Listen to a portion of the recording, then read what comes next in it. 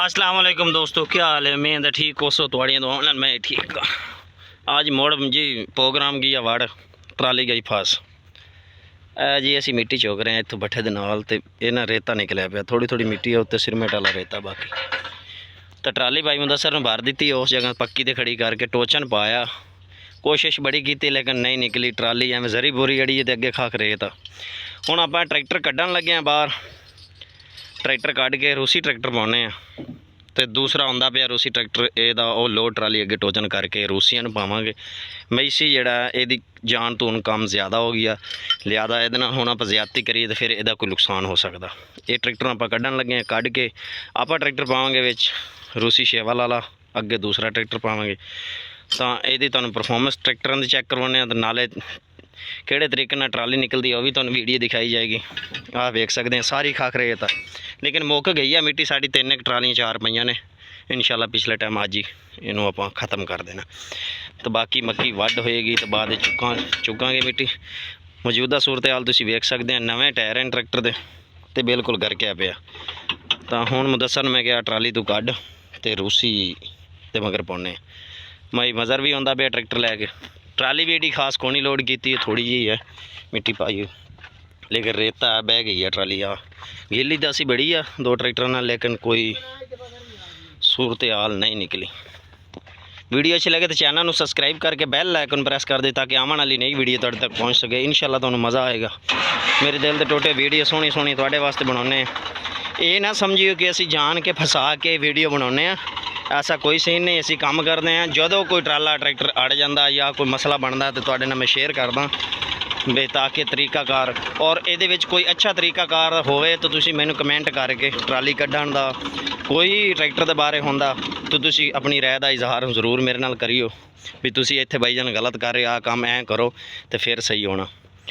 तो ये मैनू भी आसानी हो जाती है तो मैनू वीडियो विखाउण नाल कई मेरे दोस्त मेरा ड्राइवर ने उन्होंने भी आसानी हो जाती है। तो मौजूदे हाल तो असी फसे मैं आप प्रोग्राम साडा बड़ा भी है तो रूसी आ गया दूसरा शहजादा कमाल तरदा हुंदा ना तो ट्राली पा ला ट्राली चल कढ़ स्टार्ट कर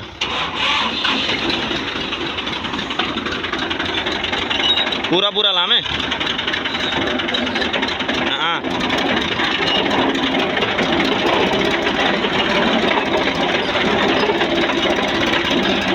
उला रहे नाल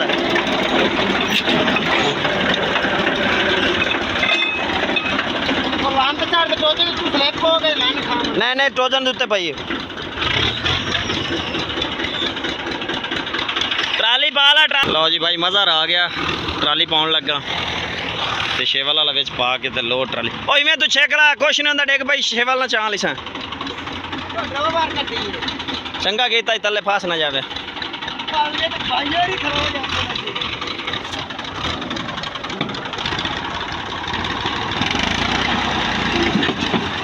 बा काढ़ ला टायर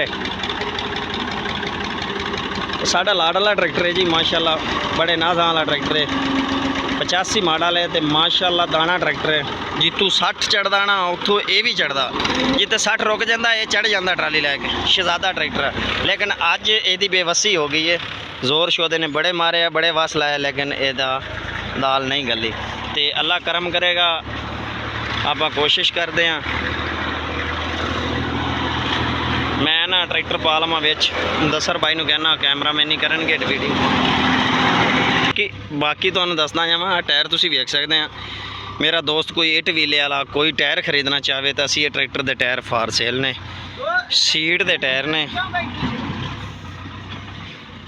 टायर ने बिल्कुल साफ इन कोई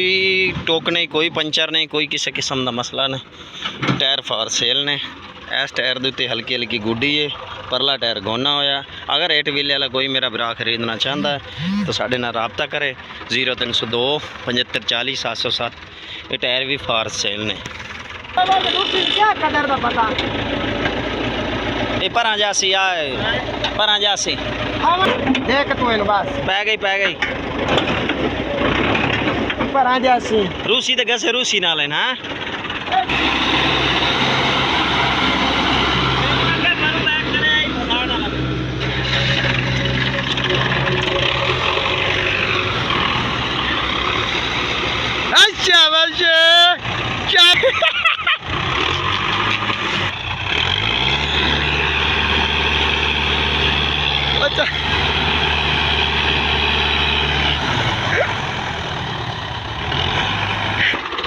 दिल ते टुट। एक ट्राली तो फसी सी, भाई मज़र सानू कढ़ाउण आया ट्राली, उन्हें अगू बैक करनी सी, उन्हें रेते वाले पासों तोड़ दी भी लंघ जाएगा मेरा रूसी। ट्राली गई आड़। रोटी का टाइम आ, 1 बजदा पिया, खलोते हैं सजा चुकते। हुण कढ़दे हैं ट्रैक्टर कढ़ के ते इनू सीधा करके पाने, पहले इनू कढ़ांगे उस बाद वो ट्राली कढ़ांगे।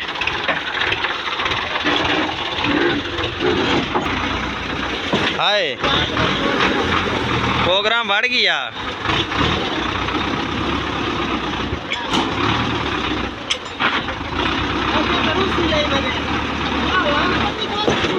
क्या रूसी के नखरे। हाय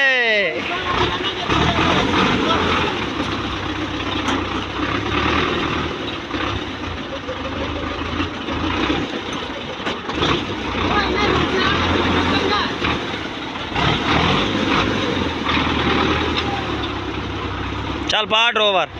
इवें टोयां दे लिया, पहले ट्राली चाल है।